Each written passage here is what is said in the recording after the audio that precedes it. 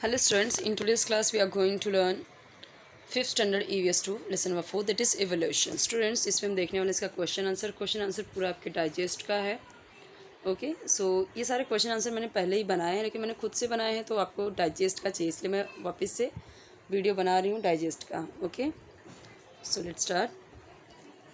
C first question is select the appropriate alternatives and complete the following statements. तो यहाँ पे देखिए पहला क्वेश्चन है the first statement explanation of the concept of evolution was given by. जो evolution का concept था वो किसने दिया. 3 ऑप्शन है यहाँ पे. तो पहला ऑप्शन जो है चार्ल्स डार्विन, यही सही है, करेक्ट आंसर है.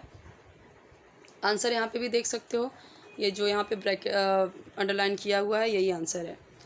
डैश यहाँ पे क्या आएगा, एक्वेटिक एनिमल्स, एम्फीबियंस, मैमल्स.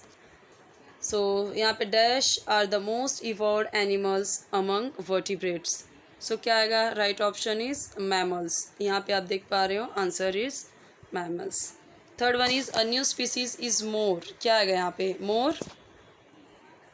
यहाँ पे ऑप्शन है वीक, स्ट्रॉन्ग, इवॉल्व. तो राइट ऑप्शन इज इवॉल्व. तो यहाँ पे आप आंसर देख पा रहे हो यही है.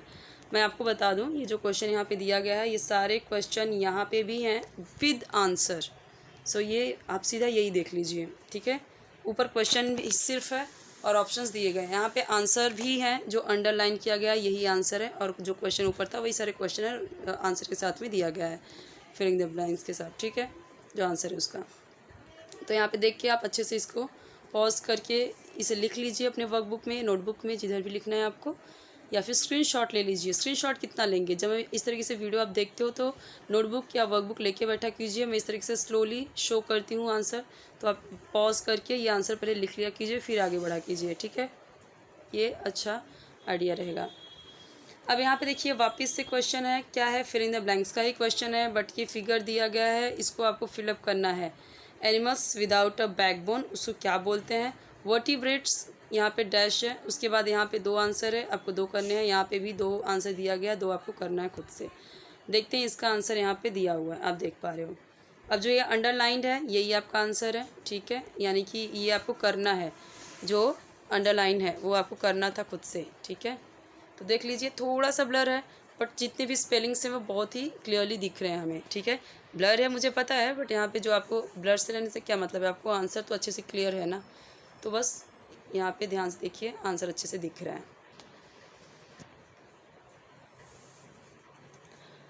आगे देखते हैं.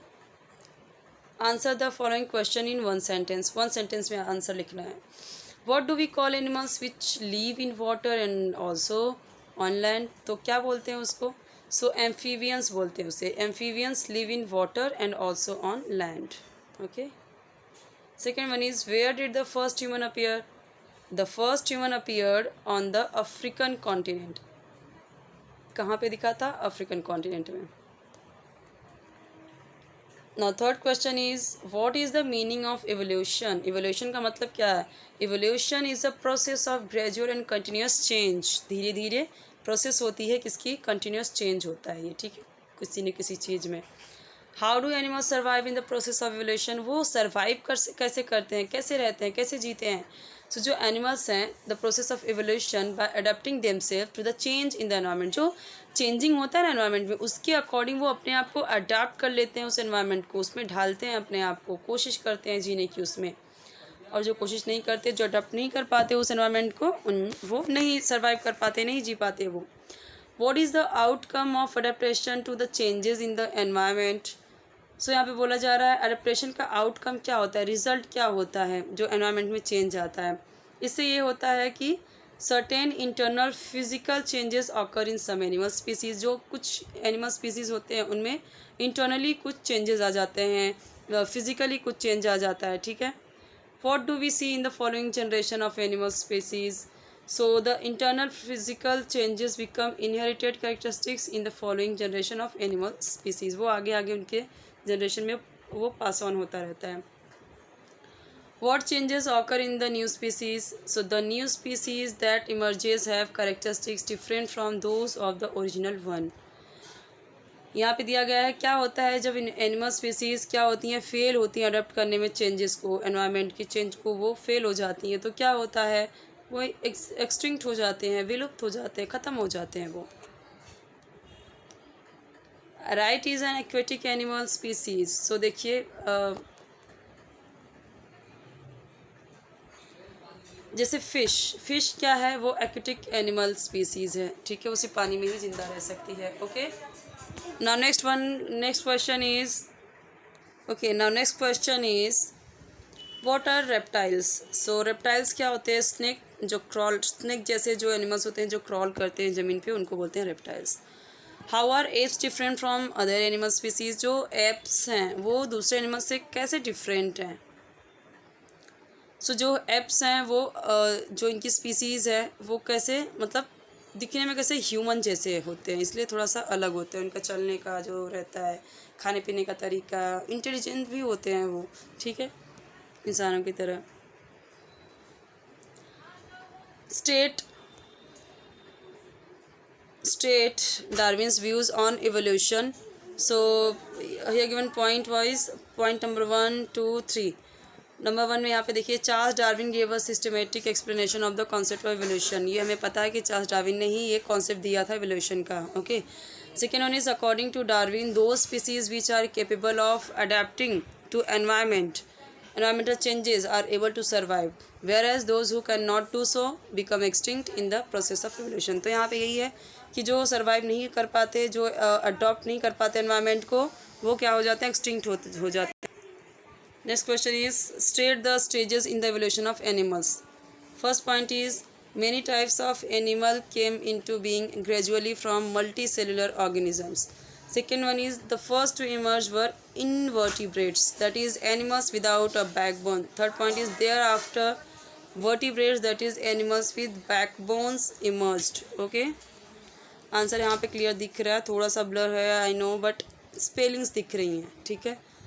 और आपने लेसन पढ़ा हुआ है तो आपको समझ में आ रहा होगा कि स्पेलिंग क्या हो सकती है इसकी, या जो थोड़ा बहुत नहीं दिख रहा है। वैसे मुझे नहीं लगता कि कुछ भी डाउट जैसा कुछ यहाँ पे होना चाहिए, क्योंकि सब कुछ क्लियर दिख रहा है।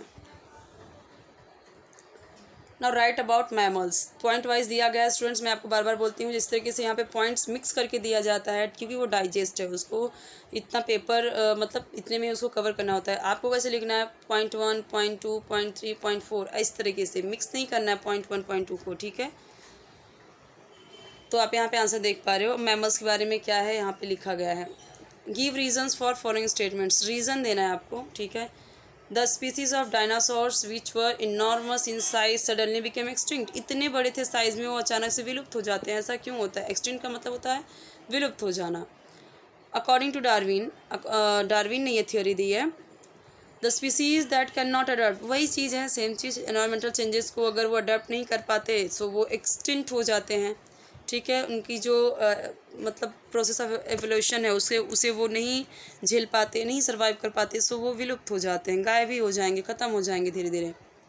सम सडन नेचुरल डिजास्टर और environmental change in is believed to be responsible for the extinction of enormous dinosaurs.